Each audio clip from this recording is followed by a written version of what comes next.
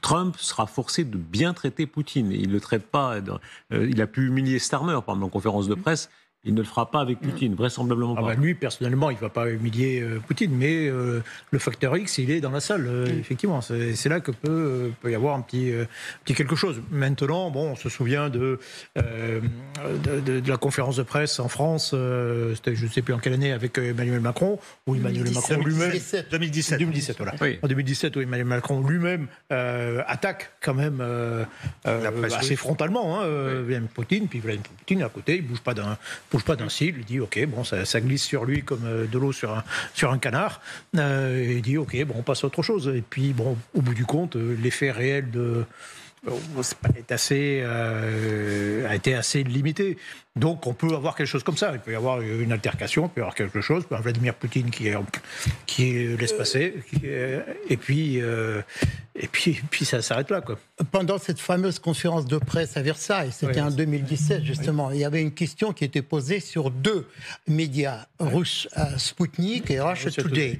Et je crois que à cette époque-là, Macron a bien répondu. Il a dit il ne s'agit pas de la presse, il s'agit des médias, organes de propagande mensongère. Donc il a tenu tête à Poutine. Et Poutine n'a rien dit. Donc c'est-à-dire quand on est ferme sur les principes, Poutine se dégonfle. Donc finalement, c'est ça peut-être la méthode, être ferme sur ses principes, dire les choses, ne pas avoir peur. Sortir de cette espèce de peur, ne pas trembler de peur devant Poutine. Sauf qu'en été 2019, Macron a critiqué Poutine pour ses poursuites sur les libertés civiles en Russie, et Poutine, sans brancher, a dit « Vous savez, vous avez eu les gilets jaunes, moi j'ai pas eu des gens avec les mains arrachées, avec les yeux crevés, etc. » C'était à Brégançon. Et à Brégançon, c'était à Brégançon justement la veille en fait de G7 qui était à Biarritz. Et d'ailleurs où Macron en fait a proposé à Poutine, s'il se tenait comme il faut, de le réintroduire dans ce qu'on appelle le G8. Et donc Poutine sait se défendre quand même aussi. Oui. C'est parce que Macron a reculé. Donc, il n'est pas resté sur ses principes. Il n'est pas allé jusqu'au bout de sa démarche qu'il avait entamée. Je vous rappelle que M. Melnik était attaché de presse de l'ambassade de Russie, du URSS, pendant des années et des années. C'est lui qui organisait les conférences de presse. Y compris avec ta participation, peut-être. Oui, mais avec... Attendez, ça veut dire quoi, ce peut-être? Peut-être, parce que je ne me souviens pas de tous les journalistes qui participaient. Si vous avez 30 secondes. Alexandre Melnik est très intéressant parce qu'il a vu passer les valises de cash, notamment les cash que le KGB organisait, enfin les soviétiques, pour donner et le Parti communiste français. Oui, c'est ça. Et aussi à d'autres partis. Non, mais le truc, c'est que vous avez 20 secondes. En fait, en 1994 ou 16, je m'en souviens plus. Non, 14-16, je n'étais pas à l'ambassade. Si. Bon, allons-y. Finissez. Et donc, en fait, j'étais à Paris, c'était la visite de Tchernomyrdin, le Premier ministre russe. Et moi, j'avais rien du tout, j'avais aucune accréditation. Je travaillais juste pour la chaîne éducative de Russie. Et je suis venu devant le palais de l'Élysée. J'ai abordé un monsieur que je connaissais, parce que je connaissais que Melnik était attaché de presse, conseiller de presse de l'ambassade. Et en fait, il m'a dit une chose extraordinaire. Je l'ai gardé pour la fin de ma vie. Il m'a dit, tu te mets derrière moi et tu me suis partout où je vais. Et je suis allé à Matignon, je suis allé partout avec lui, j'avais aucune accréditation, et voilà, c'était... Mais Alexandre Melnik, c'est Amer Leblanc. Mais c'était ma méthode d'organiser les conférences de presse. Comment interpréter ce qui est en train de se passer, Sylvain? Je rappelle, là, la conférence de presse se prépare, ils vont arriver, les deux présidents vont arriver de façon peut-être imminente, mais peut-être pas tellement, parce que pour l'instant, ils travaillent. Il y a les deux délégations, qu'on comprenne bien la mécanique, ils étaient d'abord seuls, ils ne le sont plus. Là, il y a d'un côté Rubio et Witkoff, et de l'autre, les deux Russes, Ushakov et Lavrov. Lavrov et Ushakov, à côté de leurs présidents respectifs. Qu'est-ce qu'on peut conjecturer de ce qu'ils sont en train de faire ? Alors d'abord, ils travaillent depuis plusieurs jours, Rubio et Lavrov, sur les différents points et ce qui peut être acceptable. Maintenant, quand ils viendront devant la presse, c'est qu'ils auront un certain nombre de choses à annoncer, mais on ne peut pas savoir à ce stade quoi. Moi, je ne suis pas sûre qu'il y aura un cessez-le-feu global, comme ça a été demandé. Il y aura peut-être autre chose, peut-être une trêve limitée. Mais on n'en sait rien. Et alors, sur ce qui est les territoires, est-ce qu'ils le mentionneront pas? Ils en ont sûrement discuté. Bien évidemment, c'est pas acceptable tant que Zelensky ne donne pas d'accord. Parenthèse, regardez Zaroubine qui est devant là, le journaliste vraiment, c'est le pardon, soyons un peu vulgaires, c'est le lèche-botte vraiment officiel pour ainsi dire de Poutine. Hein. Il a une cravate turquoise là, tout à fait. Voilà, il commence, il fait son show. Ça veut dire que là, il est en train sans doute de parler. Il fait son teaser à la télévision russe. Tous les Russes vont regarder ça aussi. Hein. Vous savez comment on l'appelle ? On l'appelle le porte-micro de Poutine. Ah, ben oui, c'est ça. Oui. Voilà. Et... Bon, en Occident aussi, parfois, il y a des journalistes de cours, c'est un métier qui existe un peu partout. Mais enfin, chez eux, c'est poussé très loin. Pardon, je vous ai coupé, Sylvie Berman. Non, j'avais fini. Non, mais il faut dire que cette émission est retransmise en direct par beaucoup de médias russes, notamment la première chaîne. Est-ce que ça va marcher ? Vous connaissez bien les Russes. Est-ce qu'il y a une fierté russe on sait bien qu'il y a évidemment des Russes tout à fait pro-Poutine, il y en a d'autres qui sont moins, ou d'autres complètement contre lui. Est-ce qu'il y aura une fierté russe d'être traité à l'échelon d'un super grand ? Oui, il y a une sorte de fierté, évidemment, d'être traité d'égal à égal avec la première puissance du monde, étant donné ces relations qui ne datent pas d'aujourd'hui entre la Russie ou l'Union soviétique et les États-Unis. Il y a une sorte de fascination, comme je disais tout à l'heure, pour les États-Unis, évidemment, d'être reçu dans la cour de grand et être accepté comme quelqu'un qui est égal par rapport aux États-Unis. Évidemment, ça flatte l'ego des Russes. Parce que les Russes, quand même, il y a cette fibre nationaliste. Rappelez-vous, par exemple, Navalny, qui était quand même un énorme politique avec un code moral extrêmement strict, mais même lui, il disait que peut-être la Crimée, ça se discute, etc. Donc il y a quand même ce côté nationaliste qui évidemment existe et qui traverse toute l'histoire de la Russie. On peut appeler ça patriotisme, on peut appeler ça nationalisme, mais ce sentiment existe réellement dans la psyché du peuple russe. Écoutez, la soirée avance et on a de nouvelles déclarations de Trump. Il a donné une interview à Fox News dans Air Force One, c'est-à-dire en train d'arriver en Alaska. Écoutez bien ce qu'il dit ce soir. Quand on parle d'accord, c'est ce que je fais toute ma vie, je fais des accords. Vous ne savez jamais. Vous n'aimez pas avoir trop d'attentes. Vous le voulez, parce que vous devez vous adapter et improviser. Et vous ne savez pas ce qui va se passer. Mais nous allons y aller et voir ce qui va se passer. Je voudrais voir un cessez-le-feu. Je ne serais pas ravi si je ne l'obtenais pas. Mais tout le monde dit que nous n'allons pas obtenir le cessez-le-feu. Que cela se produira lors de la deuxième réunion. La deuxième réunion sera très... Mais je ne serai pas content avec ça. Donc nous verrons ce qui se passe. Je ne serai pas satisfait si je pars sans une certaine forme de cessez-le-feu. Maintenant, je dis ça. Et je l'ai dit depuis le début. Aujourd'hui, il s'agit vraiment de préparer le terrain. Nous allons avoir une autre réunion si tout se déroule bien, ce qui sera très bientôt. Ou alors, nous n'aurons plus de réunion du tout. Peut-être jamais. Il y a derrière le côté un peu brouillon, tout ce qu'on voudra, on sent qu'il y a une histoire d'honneur pour lui. Parce que cette fois, c'est vraiment une heure de vérité. Il a souvent pu naviguer. Cette fois, il faut qu'il obtienne quelque chose. On sent quand même derrière le peut-être pas. Ouais. Mais c'est fini. Déjà, vous vous souvenez, c'est le même homme qui nous disait il me suffit de décrocher le téléphone et je règle ça en 24 heures. Et bon, le même homme, 200 jours après rentrer à la Maison-Blanche, maintenant il dit « je vais essayer, je suis même pas sûr d'obtenir quelque chose, maintenant je vais préparer la deuxième ». En fait, il a déjà consenti. Mais il ne faut pas sous-estimer non plus. C'est aussi l'homme qui un jour envoie les B2 sur l'Iran. Donc il y a un moment donné... D'ailleurs, il y avait un B2, vous avez vu le symbole ? Oui. Waouh ! Ça c'est le vrai symbole. Alors, regardez le langage que comprend le russe. C'est un vrai russe, Sergei Girnov, parce que les mots, pour lui, c'est pas très important, mais quand il a vu le B2, il a dit waouh. Ah non, mais bien sûr. Et d'ailleurs, si vous avez regardé bien, c'est Poutine qui a vu en premier. Parce que Trump, en fait, il regardait pas dehors, en fait, il est sûr de lui, il est chez lui, il marchait tout simplement. Poutine, il est regardé de travers, c'est un ancien du KGB, donc en fait, il contrôle son territoire. Et donc, c'est lui qui a, waouh, il a vu le B2 qui est arrivé. C'est génial cette scène. Regardez Girard.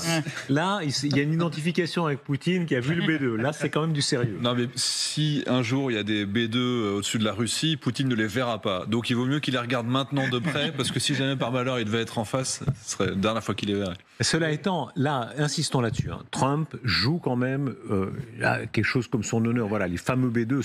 Il y a une diplomatie du bombardier. Le premier geste de Nixon arrivant au pouvoir en 69, c'est d'envoyer un escadron de B-52 en direction de l'Union soviétique, chargé d'armes nucléaires, et qui partent en direction de l'Union soviétique. Et donc, du côté soviétique, tous les radars voient arriver ces bombardiers et qui s'arrêtent avant d'en rentrer dans le ciel soviétique et ils reviennent.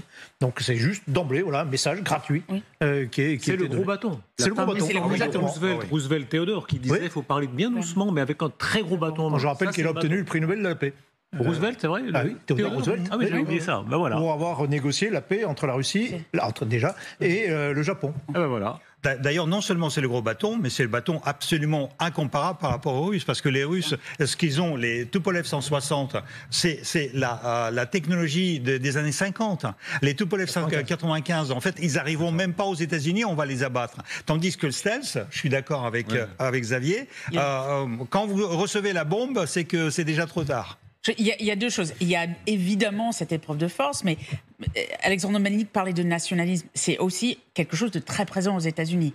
Patriotisme, nationalisme, notamment lié à l'armée, à la force, à ces gros engins. Je pense qu'il y a aussi une façon de dire voilà qui je suis, aussi pour un certain public qui regarde aussi aux États-Unis, qui sont en train de regarder ce qui se passe. Dans sa manière de scénariser, c'est quand même assez fou, parce que imaginons que la même chose en France. Imaginez Emmanuel Macron qui accueillerait Vladimir Poutine, mais au moment où il arrive...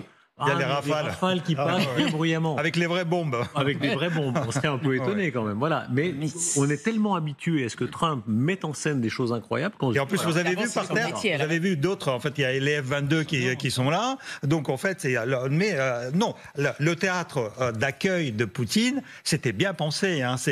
Rien n'est laissé au hasard. Hein. C'est les petits détails. Bon, c'est un truc de camping, mais le camping, il est bien pensé quand même. Hein. Mais les États-Unis sont venus de Mars et l'Europe est venue de Vénus, donc c'est connu. Eh bien, on a complètement perdu en Europe cette manifestation démonstration de force, alors que finalement les Russes ne comprennent que le langage de la force. Il n'y a pas que les Russes en plus. Et quand on a parlé justement du nationalisme, patriotisme, etc., donc même dans les écoles primaires en Union soviétique, l'éducation patriotique était l'éducation militaire aussi. C'est-à-dire la dimension militaire était propre au patriotisme russe. Et si Donald Trump voulait justement faire la paix, vous savez ce qu'il aurait dû faire? Il aurait dû mettre la pression sur la Russie pour que les troupes russes se retirent de l'Ukraine le plus rapidement possible. Et comme ça, il aurait peut-être obtenu son prix Nobel de la paix. Restez bien avec nous parce que tout est possible maintenant. Et à preuve, ce qu'on va voir maintenant, c'est le détail des images où déjà Poutine, dans les premières secondes, ça a duré peut-être 2 minutes 30 après son arrivée, a été bousculé par une journaliste qui lui dit « Allez-vous arrêter de bombarder des civils ?» Et vous allez voir d'abord première scène et ensuite on verra plus exactement comment Poutine a réagi. Regardez d'abord cette scène. Président Poutine, allez-vous arrêter de tuer des civils ?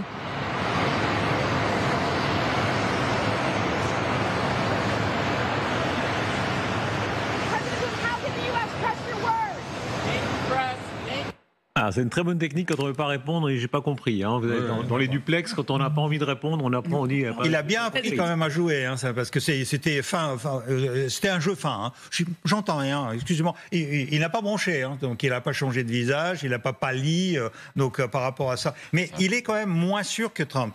Si vous regardez comment ils marchent tous les deux. Bon, Poutine est un peu plus agile si vous regardez l'escalier quand il descend de l'escalier. Mais puis après, Trump est chez lui. Vous avez remarqué, il n'y a aucun agent du service secret, de Secret Service autour de Trump. Aucun. Personne. Poutine, il y en avait 2 qui le suivaient un tout petit peu sur le côté. Poutine, on voit que il sent quand même que c'est pour la première fois depuis 7 ans, 8 ans qu'il rencontre un président américain. Non, Biden l'a rencontré en 2021 à Genève. Mais aux États-Unis, c'était 7 ans, je crois, où il a mis les dernières fois les... Et 10 ans qu'il ne s'était pas rendu sur le sol même des États-Unis. Et quand même, après 2 minutes 30, paf, la question sur les civils bombardés. Et écoutez, ça c'est la suite, c'est-à-dire l'effet deuxième lame. Comme disent les rasoirs, je ne sais plus qui, il est là dans la petite salle avec Trump et la journaliste pose la question et vous allez regarder bien le visage de Poutine qui découvre qu'il est un petit peu maltraité. Thank you very much. Thank you. Thank you, press. Thank you, press. Thank you, press. Mr. Putin, will you Thank you, press. Thank you, press. Thank you, press. Let's go. Thank you, press. Thank you, press. Thank you, press. Let's go. Come on, guys. Thank you, press. Let's go. Thank you, press. Thank you, press. Il découvre la presse, la vraie presse. Est-ce que vous arrivez à lire sur les lèvres? Non. Bah oui, bien sûr. Non, j'arrive pas à lire sur les lèvres, mais il découvre la presse. Il dit, en gros, il dit, qu'est-ce que c'est ce bordel? Enfin, oui. en fait, c'est ça. Comme disent les Russes, c'est le bardak. Là, c'est un vrai bardak. Voilà, c'est ça. Sylvie Bermann. Non, mais c'est ça, il est étonné que ça se passe comme ça, parce que normalement, tout est réglé comme du papier à musique, et dans la mesure où Donald Trump veut le traiter avec tous les honneurs, normalement, il aurait dû gérer cela. Surtout, et c'est en tout cas ce qui se dit un peu aux États-Unis, même d'ancienne administration, c'est que c'est un peu ce chaos un peu mal organisé, à la fois parce que c'est à la dernière minute, parce que c'est une administration qui n'est pas les mêmes normes en termes de diplomatie, en termes de protocole.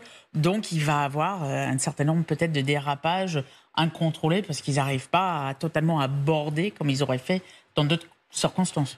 Mais on voit tout de suite que ça perturbe complètement son logiciel mental. Il ne sait pas exactement comment réagir. Donc, elle a perdu l'habitude, justement, de répondre aux vraies questions des vrais journalistes. Et c'est peut-être une façon de traiter Poutine, d'ailleurs. Vous savez, parce qu'elle est tellement habituée à avoir des lèche-bottes autour de lui qu'il perd le sens des réalités. Et la réalité du monde aujourd'hui, c'est celle à laquelle elle est confrontée pendant cette conférence de presse où les journalistes posent les vraies questions sur le fond. Cela étant, est-ce que ça va vraiment le desservir? Au fond, est-ce qu'on assiste à une forme de normalisation? C'est-à-dire, oui, bien sûr, il est un petit peu bousculé, mais en réalité, ça y est, il est de nouveau dans le jeu. Je vous ai dit, peut-être que demain ou après-demain... Il a gagné. Du simple fait de rencontrer Trump, il a gagné déjà dès le début, même sans aucune conséquence. Parce que, comme disait Alexandre tout à l'heure, on le traite d'égal à égal. Et peut-être que demain ou après-demain, il donnera une interview à Fox, à CBS, etc. Il est dans le jeu. Même s'il est un peu bousculé, il en a vu d'autres. Poutine, ça fait 25 ans qu'il est là.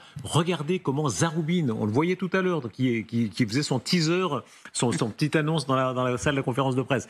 Il est là, il est le porte-voix de la télévision russe pour dire, regardez, nous les Russes, on est là et on est bien traités. Silence total. Le président regarde les journalistes. Ce silence est bien sûr très caractéristique. D'habitude, les journalistes américains crient tous.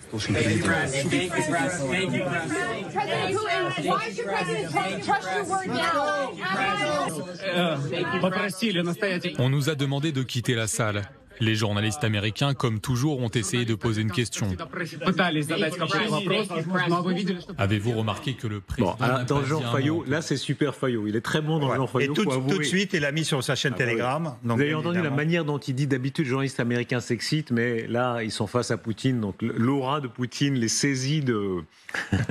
Xavier Titelman. Ah non, moi, je suis très dramatique, mais bon, il a une cour autour de lui, c'est pas une surprise, mais c'est le style de journaliste qui pourrait être Instagrammeuse beauté, qui fait des petits selfies en montrant derrière. Enfin, je trouve ça déplorable que le journalisme, même russe, en soit descendu à ce niveau-là. C'est aujourd'hui, c'est le monde. Ça, c'est partout aux États-Unis. C'est-à-dire, c'est un peu partout, c'est la globalisation du clic, de l'instantanéité de l'image, etc. Et quand vous vous souvenez, certaines des questions très difficiles posées à Zelensky, c'était à peu près une journaliste qui est comme ça, qui d'ailleurs est avec Marjorie Taylor Greene, qui est elle-même assez problématique, mais aujourd'hui, surtout aux États-Unis et surtout avec MAGA, c'est ce type de journaliste aussi. Regardez ces autres images, toujours la télévision russe, parce que là on voit une image qui est en grande partie contrôlée par les Américains, mais il y a la version russe qui est envoyée aux 140 millions, je ne sais plus combien ils sont maintenant, 140 millions. Moins. Personne ne le sait d'ailleurs. Bon, personne ne le sait. Regardez, ils sont allés filmer chaque nom sur chacune des chaînes. Ça, c'est la première rangée. C'est la première rangée donc, de la conférence de presse. Il y a la partie américaine, la partie russe. Et donc là, c'est Zaroubine aussi qui a mis sur sa chaîne Telegram. Donc Ushakov, Siloanov, là c'est Peskov, là c'est Kitaev, je ne sais pas qui c'est, Lavrov. Ushakov, etc. Et puis il a tourné aussi les pancartes, les petites pancartes pour la délégation américaine. Il y a une fierté. Moi, je suis très frappé de voir tout ça transpire quand même la fierté. Et là, on voit la puissance de l'empire américain. Moi, je suis une génération où 100 fois on a répété comme un peu bêtement le déclin de l'empire américain. Il décline pas tant que ça.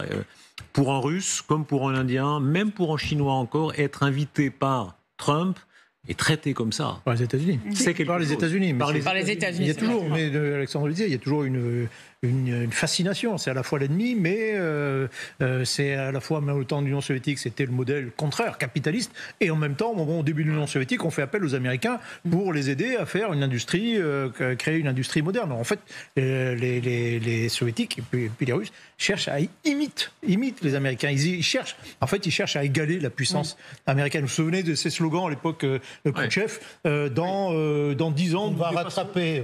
Nous dépasserons les Américains. Et voilà. Et souvent, d'ailleurs, il y a une pancarte qui suivait attention, les dépassements trop rapides sont dangereux.